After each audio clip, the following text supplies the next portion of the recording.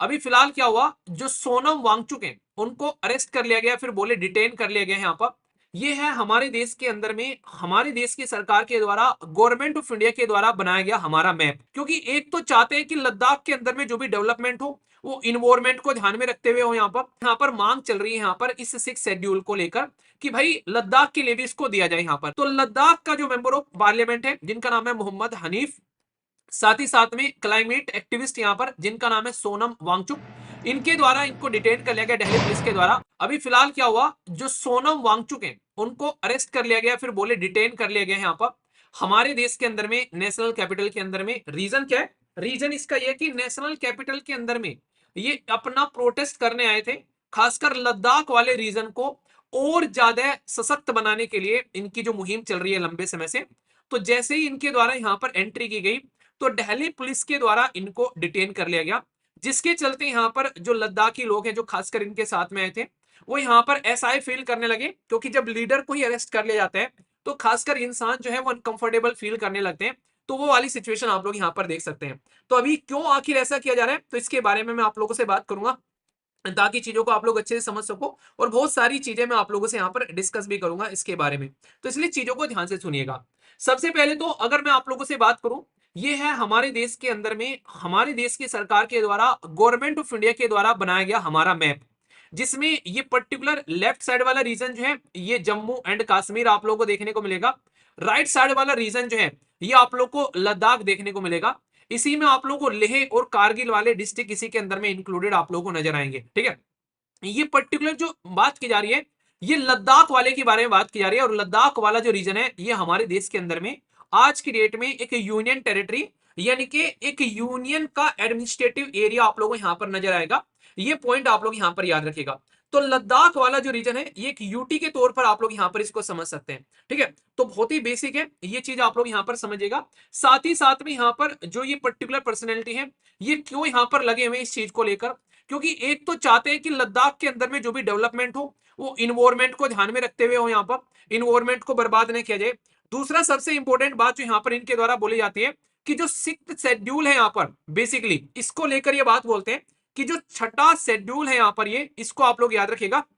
इसको लेकर इनके द्वारा ये बोला जाता है कि इसका दर्जा मिलना चाहिए लद्दाख के अंदर में। एक बात मैंने आप लोगों को यहाँ पर पहले भी बताई है और इसको स्टार लगाकर आप लोगों को याद रखना है कि हमारे देश के अंदर में 6th शेड्यूल के अंदर में टोटल कितने राज्य आप लोगों को देखने को मिलते हैं। तो जब मैंने पॉलिटी पढ़ाई थी, खासकर ये फ्री पढ़ी हुई है यूट्यूब के ऊपर भी, और जो अभी अपडेटेड मैंने लेटेस्ट पढ़ाई है एप्लीकेशन के ऊपर, वहां भी मैंने दोनों चीजें बताई थी आप लोगों को, यूपीएससी कोर्स के अंदर भी और फ्री में भी देखने तो फ्री में भी आप लोग देखते हैं। दोनों में मैंने बता रखा है कि जो एटीएम है, एटीएम के अंदर में मनी नहीं है। तो यानी कि यहाँ पर एटीएम, तो इसके अंदर में मनी यानी कि मणिपुर नहीं है। तो ये एक एक्रोनिम बनाया था आप लोगों के लिए ताकि इसको याद रख सके। तो 4 जो पर्टिकुलर स्टेट है उनके नाम भी आप लोगों को यहाँ पर पता होने चाहिए, जिससे डायरेक्ट क्वेश्चन आप लोगों से यहां पर पूछा जा सकता है।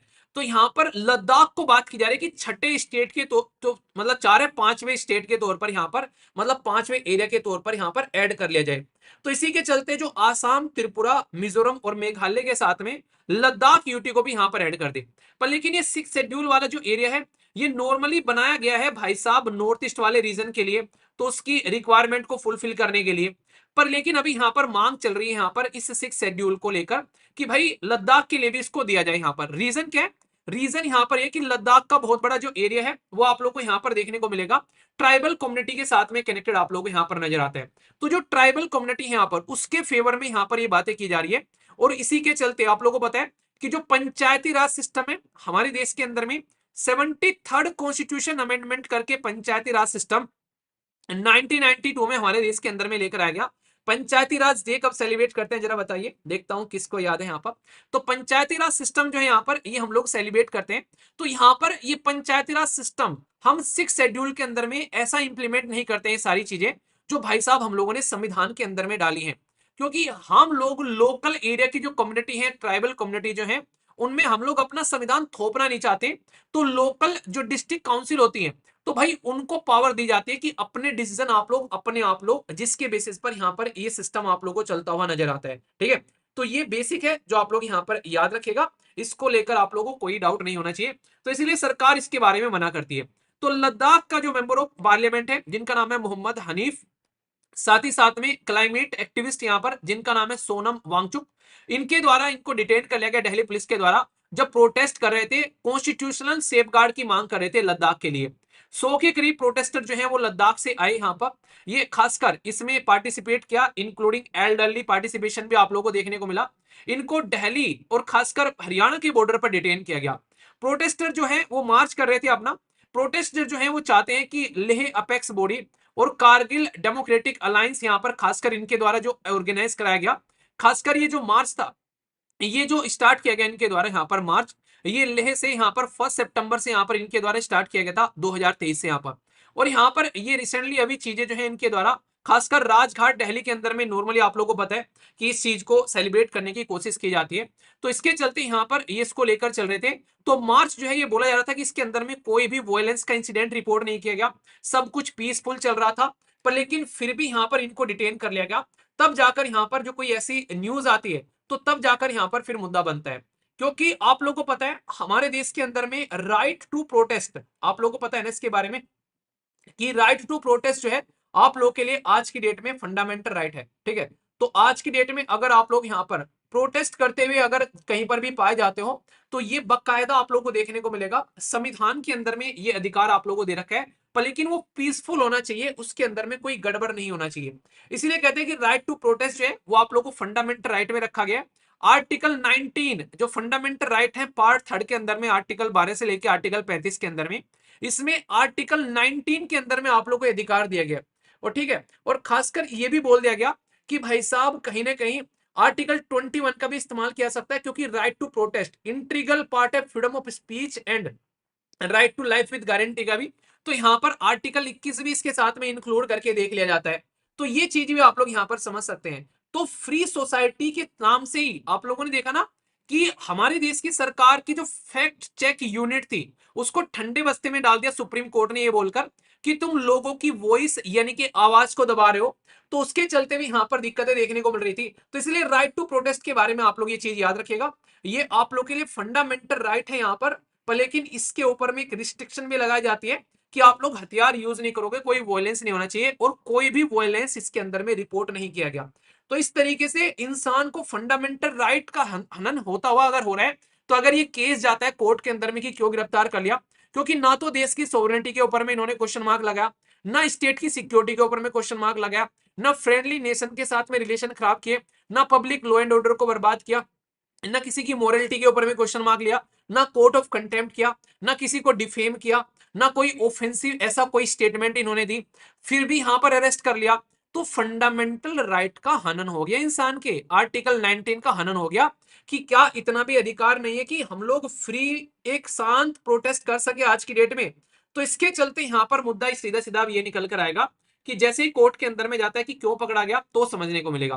प्रोटेस्टर जो है वो क्या चाहते हैं, कॉन्स्टिट्यूशनल सेफगार्ड चाहते हैं, 6th शेड्यूल में यहां पर चाहते हैं इस पर्टिकुलर रीजन को, यही मांग कर रही है इनकी जो यहाँ पर खासकर जो पॉलिटिकल रिप्रेजेंटेशन है।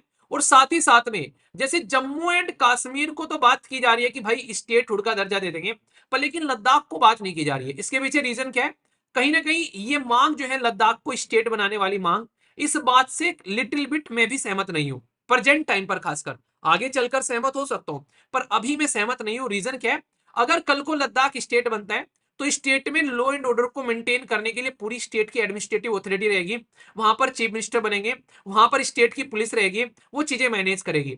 पर लेकिन पर्टिकुलर टाइम पर लद्दाख जो है वो एक यूटी है, तो यूटी का मतलब है कि यूनियन की टेरिटरी यानी कि केंद्र शासित प्रदेश, तो सेंट्रल गवर्नमेंट इसको कंट्रोल कर रही है।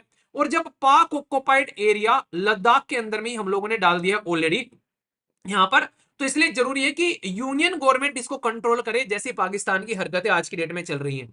जब हम लोग पाक ऑक्युपाइड एरिया अपने साथ में मिला ले तब चलकर इस यूनियन टेरिटरी को हम लोग स्टेट में कन्वर्ट कर दें, उस तब कोई दिक्कत नहीं होगी। पर प्रेजेंट टाइम पर यहाँ पर ये एक सही डिसीजन है, पर लेकिन अगर दूसरे अधिकार जो ये मांग रहे हैं वो दूसरे अधिकार देने में मुझे नहीं लगता कि कोई दिक्कत होनी चाहिए। दूसरे अधिकार यहाँ पर दे देने चाहिए कि 6th शेड्यूल में चाहिए जॉब रिजर्वेशन दे दो यहाँ पर लोकल लोगों को, ताकि यहाँ पर उनकी इंप्लॉयमेंट अपॉर्चुनिटी पर कोई दिक्कत ना पड़े यहाँ पर।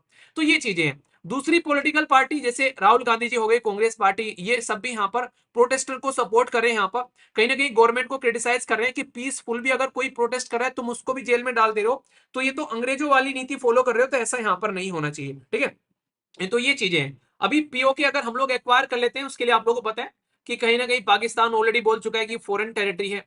सारे के सारे देश जो खासकर पीओके के पाकिस्तान का सपोर्ट किया करते थे, खासकर तुर्की, उन्होंने सपोर्ट करना बंद कर दिया है।